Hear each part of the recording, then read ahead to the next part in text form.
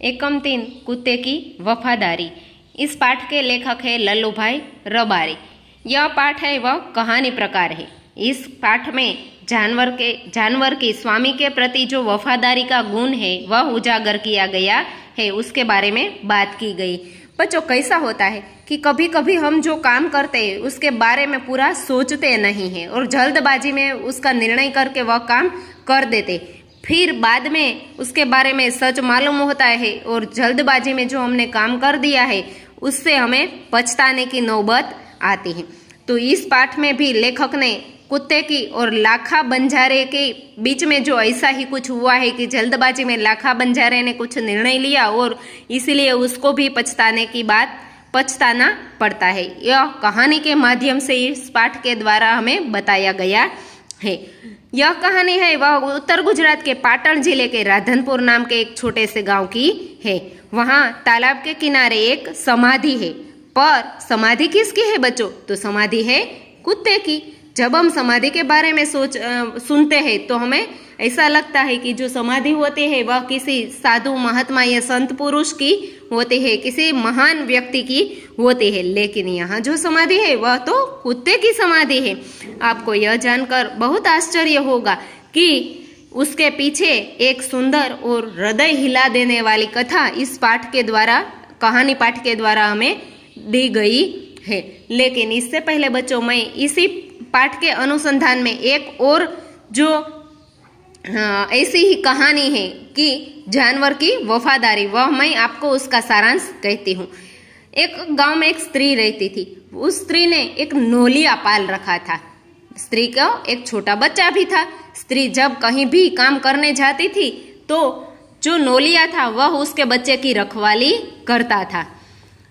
तो कैसा होता है बच्चों कि जब वह नोलिया है वह बच्चे की रखवाली करता है, तो एक दिन जब स्त्री पानी भरने जाती है तब पीछे से बच्चा पालने में सोया हुआ था और उधर वहां एक सांप आता है। नोलिया सांप को पालने में चढ़ता हुआ देखता है और नोलिया और सांप के बीच में बहुत महायुद्ध होता है और उस युद्ध में नोलिया बहुत ही घायल भी होता है, पर वह बच्चे को कुछ होने नहीं देता और फिर वह सांप को मार देता है।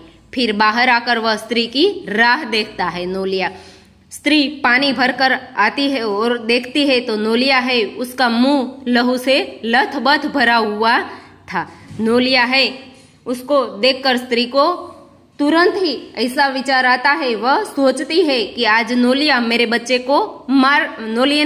को मार डाला या फिर मारकर खा गया, इसीलिए उसका खून है वह लहू से लथबथ है। वह स्त्री है वह तुरंत वहां से डंडा उठाती है और फिर नोलिया के माथे पर प्रहार करती है। ऐसा जोरदार फटका माथे पर लगने से नोलिया तुरंत ही वहां मर जाता है। फिर स्त्री है वह अंदर जाती है, घर में अंदर जाती है और अंदर जाकर देखती है तो उसका बच्चा बहुत मजे से पालने के अंदर खेल रहा है। फिर पालने के पास सांप को मरा हुआ देखकर स्त्री तुरंत सारी कहानी समझ जाती है, सारी बात उसके समझ में आ जाती है।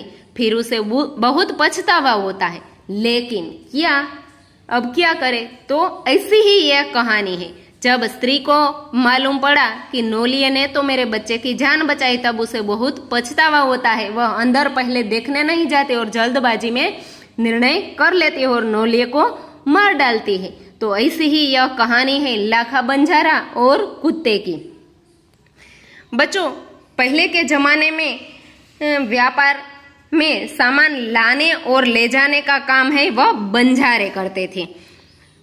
तो ऐसा ही एक बंजारा था जो अपने ऊंटों पर, देखिए बच्चों, यहाँ ऊंटों के पर माल सामान लाद कर वह शहर ले जाता था और वहां से मिश्री, गुड़ यानी कि गोल और मसाले यह सब भरकर गांव तक वापस ले आता था। वह बंजारा है वह लाखों का व्यापार करता था, इसीलिए लोग उसे लाखा बंजारा कहते थे। लाखा के पास एक बहुत सुंदर और वफादार कुत्ता भी था। जब रात को बंजारा कहीं पड़ाव डालता था, क्योंकि वह ऊंट को लेकर जाते थे, तो बच्चों ऐसा होता था कि जो शहर होता है वह बहुत दूर था, तो रास्ते में शायद उसे 2, 3, 4, 5 रातें गुजारनी पड़े। तो जहां वह रात को पहुंचते थे वहां वह पड़ाव डालते थे। तो जब लाखा कहीं पड़ाव डालता था तो कुत्ता था वह उसके पड़ाव की रखवाली करते थे, क्योंकि जहां माल सामान लाने ले जाने का काम हो रहा है वहां चोर और लुटारे का डर भी रहता है। इसलिए चोर और लुटेरे पड़ाव की तरह आते दिखाई देते थे तो कुत्ता भौंक भौंक कर बंजारा को जगा देता था और चोर लुटेरे को दूर भगा देता था। बंजारा अपने कुत्ते की वफादारी से बहुत खुश था। लेकिन एक बार ऐसा होता है बच्चों कि बंजारा है वह व्यापार में मार खा जाता है, उसे बहुत बड़ी नुकसानी आ जाती है, बहुत सारे रुपयों की जरूरत भी पड़ जाती है। इसलिए वह राधनपुर में एक सेठ था, जो सेठ ब्याज पे या किसी वस्तु पे पैसे गिरवी रख कर देता था। तो उस सेठ के पास लाखा बंजारा है वह जाता है। तो सेठ कहता है कि मैं रुपए तो तुम्हें दूंगा, लेकिन उसके बदले में तुम्हें कुछ गिरवी रखना होगा। तो लाखा बंजारा कहता है कि सेठ मेरे पास तो फूटी कौड़ी भी अब नहीं है, मैंने सारा रुपया है वह तो व्यापार में गवा दिया है, तो फिर अब मैं आपको क्या दूं? आप मेरी जुबान पर विश्वास रखकर मुझे रुपये दे दीजिए, मैं आपकी पूरी रकम है वह सूद समेत चुका दूंगा, सूद यानी कि ब्याज। तो फिर सेठ कहते हैं कि ठीक है कोई बात नहीं, लेकिन तुम्हारे पास यह कुत्ता तो है, तुम इसे ही जमानत के रूप में दे दो, जब तुम रुपए दे दोगे तब मैं तुम्हें तुम्हारा यह कुत्ता लौटा दूंगा। यह सुनकर बंजारे को बहुत दुख होता है, लेकिन अपने कुत्ते को देने के सिवाय उसके पास और कुछ बचा नहीं था। लाखा को कुत्ते को देने में बहुत दुख होता है, लेकिन फिर भी उसे कुत्ते को गिरवी रखना पड़ता है। और वह कुत्ते को गिरवी रखकर फिर वहां से रुपए लेकर चला गया। कुछ दिन के बाद जो लाखा बंजारा है वह अपने काम में व्यस्त हो गया और यह कुत्ता है सेठ के पास रहने लगा। ऐसे में एक दिन सेठ के यहाँ चोरी होती है। कुत्ते ने चोरों का बहुत पीछा किया, वह उसके पीछे पीछे चला गया। तो बच्चों चोर ने कहाँ चोरी की? सेठ की दुकान पे चोरी की। जब सेठ की दुकान पे चोर चोरी करते हैं तब कुत्ता उसे देख जाता है और फिर उसके पीछे पीछे जब चोर है वह जंगल में जाते हैं और जंगल में सारा माल सामान है वहां गाड़ कर फिर वहां से चले जाते हैं। तो सामान क्यों गाड़ देते हैं बच्चों? क्योंकि जब वह पकड़े जाए तो उसके पास कोई सबूत नहीं होना चाहिए। तो यह सामान अपने पास रखेंगे तो सबूत के तौर पर यह सामान दिखाई देगा, इसीलिए चोर है वह सामान वहां गाड़ कर फिर वहां से 9, 2, 11 हो जाते हैं।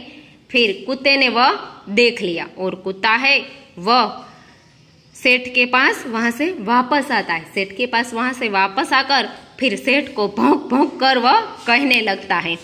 क्या कहने लगता है बच्चों? कि चोरों ने आपकी दुकान में जो चोरी की है और जो सामान रखा है वह मैंने देख लिया है, लेकिन जानवर है वह तो बोल नहीं सकता, कुत्ता बोल नहीं सकता, इसलिए वह भौंक कर कहने लगा। फिर सेठ है वह तो दुकान को देखकर हक्का बक्का ही रह गए। उसने देखा कि दुकान का ताला टूटा हुआ है, दुकान में सारा माल चोरी हो गया है। फिर कुत्ता है उसकी बात सेठ समझ जाते हैं। कुत्ता है वह सेठ की धोती मुंह में पकड़कर जहां चोरों ने सामान छिपाया था, कहाँ छिपाया था बच्चों? जंगल में खड्डा खोद के छिपाया था। कुत्ता है वह सेठ को धोती पकड़कर वहां ले जाता है, आगे कुत्ता पीछे सेठ।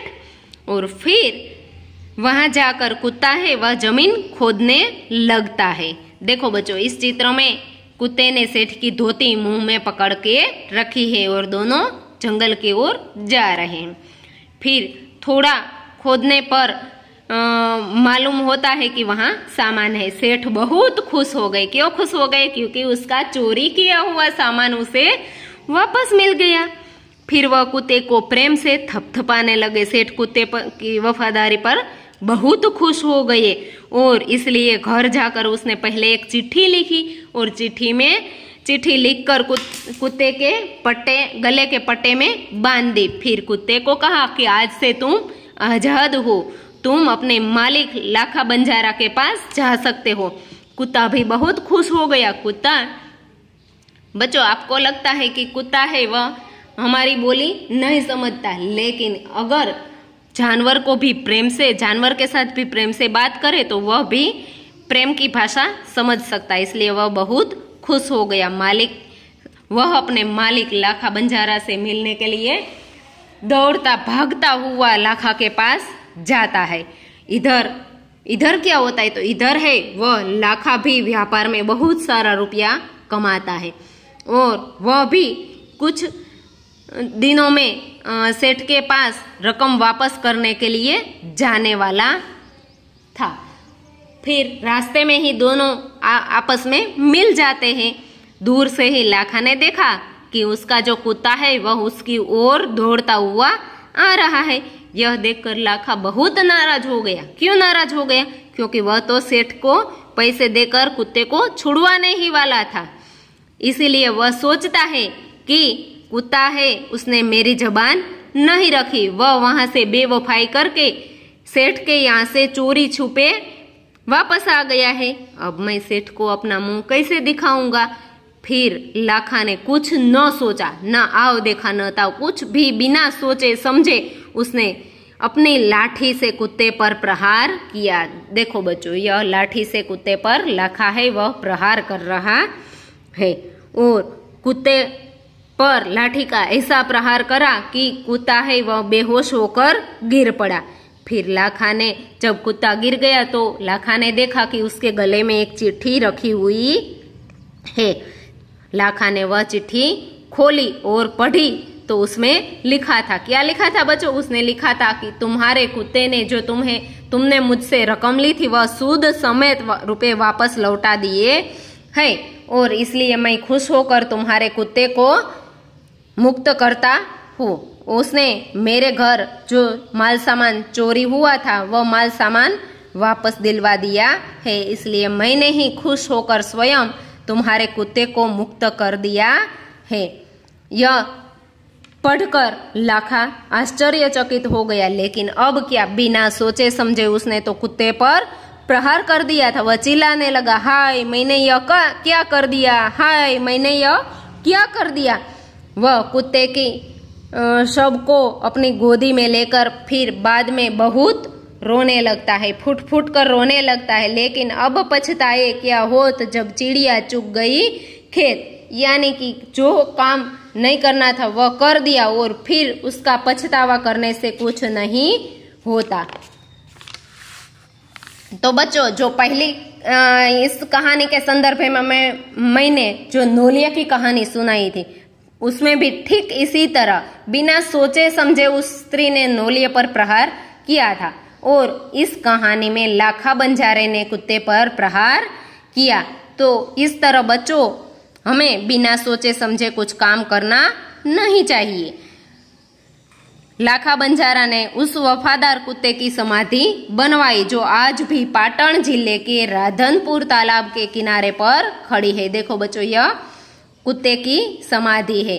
उस कुत्ते की वफादारी की कथा आज भी संसार को सुना यह समाधि है वह सुना रही है। तो बच्चों, हमें कोई भी काम करने से पहले सोचना चाहिए, बिना सोचे समझे कुछ भी काम नहीं करना चाहिए। अस्तु।